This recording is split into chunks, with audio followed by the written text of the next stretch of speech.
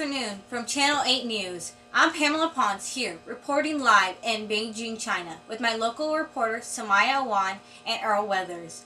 Today we'll be sharing more information on Tiananmen Square massacre. The Tiananmen Square massacre took place on June 3rd through 4th because of the former communist leader death, Hu Yaobang.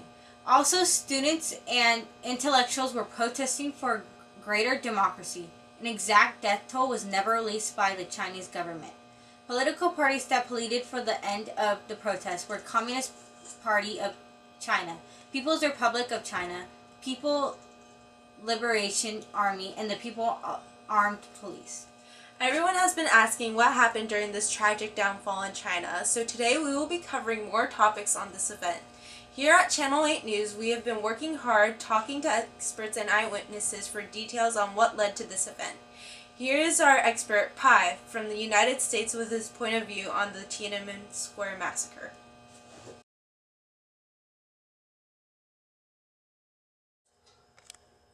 Tiananmen has become a word that fits in politics like the Berlin Wall and Pearl Harbor. I believe Tiananmen has become a symbol of change that has overtaken the communist world. Even before the Tiananmen crisis, China was already ruined for 4 years before. Chinese leader Deng Xiaoping ideas were focused on economic reforms, and the West assumed that the world moved China gradually towards capitalism and democracy. However, China seemed to have many spurs moving ahead than stopping. Discontent grew along with agricultural problems, causing the government to cut down on peasant wages. The problem with China's ideology system was that they tried to jump from feudalism to a socialist system without going through capitalism at all.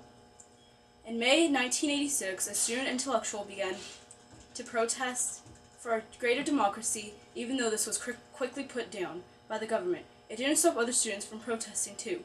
Government officials claimed the students to be hooligans and misled. This caused the beginning of the confrontation between the government and students. 3 years later, millions of students occupied Tiananmen Square along with workers who went on strike. They chose nonviolence as their approach toward reform. However, on June 3rd, the leader Deng ordered Chinese troops to clear the students and workers out of the square. This was the result of the massacre. The government felt morally justified in using repression as a way to achieve stability.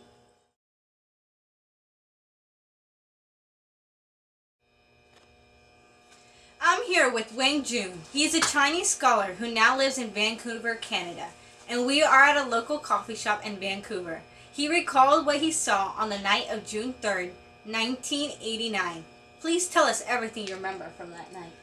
Well, it all started for me when martial law was imposed and 3-2 military trucks were parked on every street of Beijing. The soldiers were unarmed and did not take any action to calm the people. On the night of June 3rd, my wife and I went to Tiananmen Square and left around 10. My home is near Yongdingmen Tower. Once I was home, I only saw 2 military vehicles. They did this so the people would let their guard down. I was worried that the military would make some advances, so I rode my bike to a street near the gate tower of Yongdingmen. There was a small crowd of people there.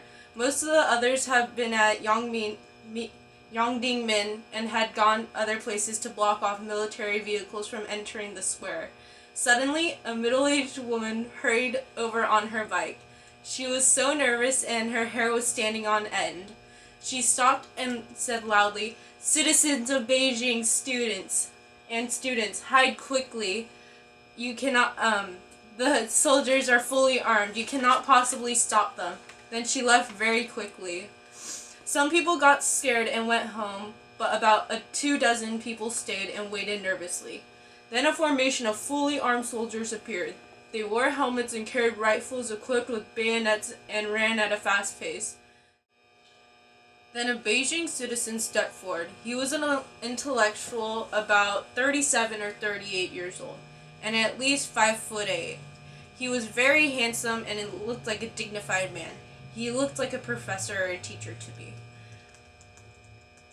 While everyone was panicked and at loss and at loss about what to do at gunpoint, this hero immediately sensed that the fully armed soldiers might crack down on the students who are still in Tiananmen Square.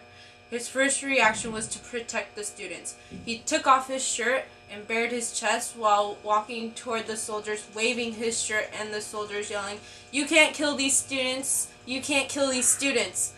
Nonetheless, a bullet was fired at his chest, then all the guns fired at once. The hero was stunned in disbelief and uttered his last words, "You really?" He then fell to the ground, and then all the guns fired at the rest of the crowd. I threw myself on the ground and couldn't take my eyes off that man I call a hero. I couldn't save that man, even as the soldiers opened fire on us.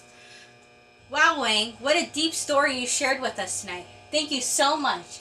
Wayne calls himself a living fossil, and I can see why.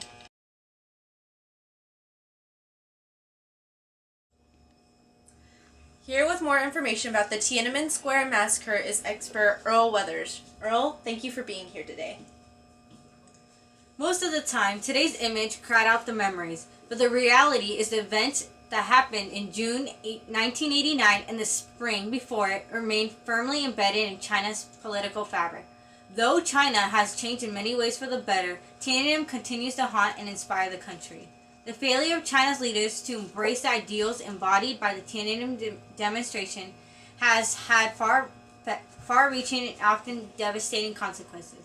Without political reform, and corruption has flourished and contributed to the melamine poisoning of tens and thousands of Chinese children. Thank you. Well, you heard it from Earl, Wang, and Pai. This concludes our newscast for tonight. Thank you for watching this piece. Now for the weather report.